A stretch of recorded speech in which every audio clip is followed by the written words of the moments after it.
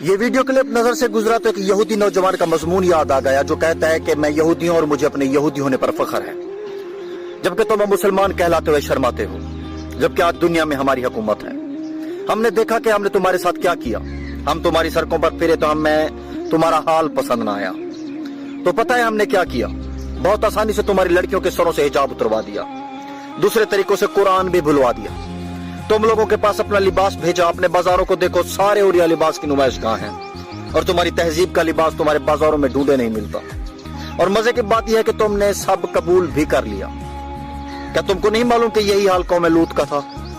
کتنی بے وقوف ہو تم کہ کہتے رہتے ہو یہودیوں نے ہماری زمین چھین لی، قرآن و سنت کو ختم کروا دیا۔ تم کہاں مر گئے ہو؟ کچھ کیوں نہیں کرتے؟ سڑکوں پر تمہاری لڑکیاں ایسے لباس میں گھوم رہی ہیں کہ نام کو لباس ہے۔ پہلے ہم نے تمہاری عورتوں کا حجاب اتارا، پھر چادریں، پھر دوپٹہ، پھر لباس چست کیا، شلواریں اونچی کی، اب شلوار کی جگہ ٹائٹس پہنا دیا۔ ہم نے انہیں بازاروں راستوں میں برہنہ کر دیا، اور اب وہ ہمارا بنایا ہوا لباس فخر سے پہنتی ہیں، اور تمہارا لباس پہنتے انہیں شرم آتی ہے۔ تمہارا حال بہت برا ہو گیا۔ ہمیں تم لوگوں کی تعلیم میں ترقی پسند نہیں تو ہم نے تمہارا نصاب بدلوا دیا، تمہارے ٹیلی ویژن کو ذلت آمیز پروگراموں اور شرمناک ڈراموں میں بدل دیا۔ تمہیں اور تمہارے علماء کو کچھ بولنے کی ضرورت ہی نہیں، تمہارا چپ رہنا ہی بہتر ہے۔ ہم نے تمہارے نوجوانوں کو بھٹکا دیا۔ ایک دور تھا کہ تم ایک پاکیزہ اور غالب امت تھے، آج تم ذلت کی پستیوں میں اتر گئے ہو۔ ہم نے محسوس کیا کہ تم لوگوں کی زبان عربی بہت خوبصورت ہے، جس سے تم قرآن پڑھتے ہو، اور اہل جنت کی بھی یہی زبان ہوگی، تو ہم نے تمہاری زبان کو بے فائدہ اور فضول قرار دے دیا، اور تم لوگوں نے فوراً یقین کر لیا۔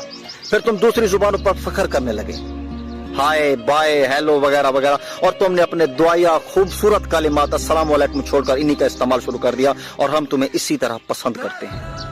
اور ہمیں یہ بھی پسند نہیں ہے کہ تم لوگوں کو متحد دیکھیں، تو ہم نے تمہارے درمیان نفاق پیدا کر دیا۔ ہم نے تمہارے درمیان نفرت اور فساد کی آگ بھڑکائی جو تب تک نہیں بجھے گی جب تک کہ تم سب کو جلا کر راکھ نہ کر دے۔